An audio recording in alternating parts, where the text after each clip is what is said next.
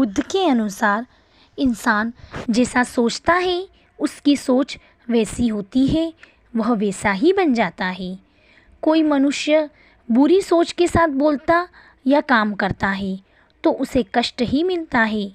वही यदि कोई व्यक्ति शुद्ध विचारों के साथ बोलता या काम करता है तो उसे जीवन में खुशियाँ ही खुशियाँ मिलती है। ये खुशी उसकी परछाई की तरह उसका साथ कभी नहीं छोड़ती है।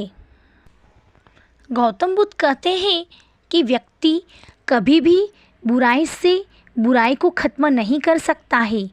इसे खत्म करने के लिए व्यक्ति को प्रेम का सहारा लेना पड़ता है। प्रेम से दुनिया की हर बड़ी चीज़ों को जीता जा सकता है।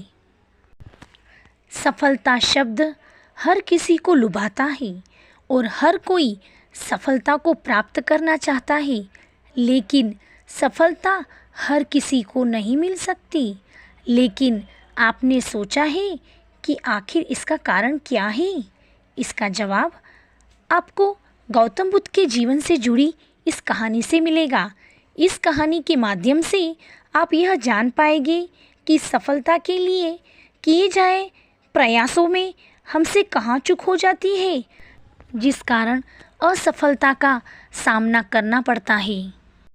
एक बार गौतम बुद्ध अपने भिक्षुओं के साथ एक गांव से गुजर रहे थे।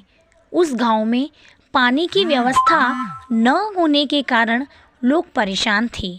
गांव के लोगों को पानी लाने के लिए बहुत दूर जाना पड़ता था। गांव के निकट बहुत बड़ा मैदान था जिसमें छोटे छोटे बहुत सारे गड्ढे खुदे हुए थे। एक भिक्षुक ने अपनी जिज्ञासा को शांत करने के लिए गौतम बुद्ध से पूछा कि गांव के इस मैदान में जो इतने सारे गड्ढे खुदे हुए हैं, आखिर उनका क्या उपयोग है?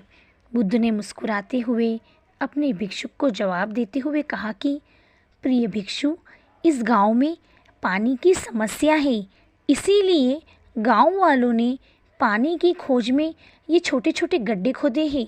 इतना सुनते ही भिक्षु उन गड्ढों में पानी ढूंढने लगता है, लेकिन उसे पानी की बूंद भी नहीं मिलती। फिर वह गौतम बुद्ध से कहता है कि इन गड्ढों में तो पानी ही नहीं है। गौतम बुद्ध कहते हैं, तुम्हें वहाँ लोगों की भीड़ दिख रही है? वे सभी लोग गांव से दूर एक नदी की ओर पानी लाने के लिए जा रहे हैं। इस पर भिक्षु पूछता है कि क्या इस गांव की ज़मीन में बिल्कुल भी पानी नहीं है? गौतम बुद्ध कहते हैं, पानी तो है, लेकिन गांव में ऐसा कोई नहीं है जो पानी को ढूंढ सके। भिक्षु को बुद्ध की बात समझ नहीं आती।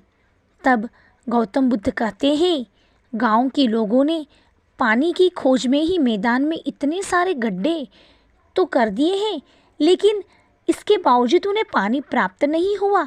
तुम जानते हो ऐसा क्यों? इसका कारण यह है कि समस्या के समाधान के लिए सही जगह परिश्रम नहीं की गई है। यदि गांव के लोग अलग अलग कई गड्ढे करने के बजाय सही दिशा में केवल एक गड्ढा ही करते, जो कि 100 गड्ढों के बराबर होता, तो उन्हें अवश्य ही पानी मिल जाता।